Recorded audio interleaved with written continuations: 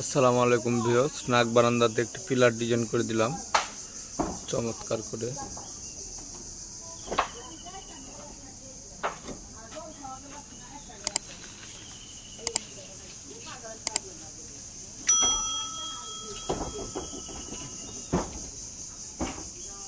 এবং এখানে আমাদের রূপটালির কাজ চলতেছে। আমরা রূপটালিটি সিমেন্ট বালু দিয়ে লাল বালু দিয়ে আমরা চালের কাজটি করতেছি।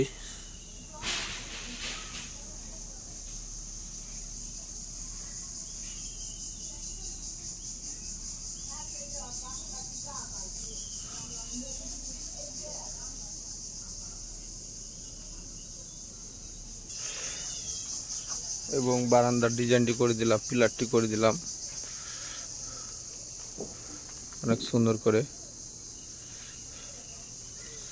দারুণ একটি বারান্দার ডিজাইন।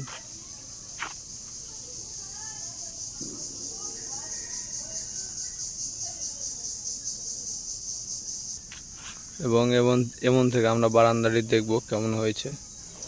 বারান্দাতে সম্পূর্ণ নকশা শেষ হয়ে গেল।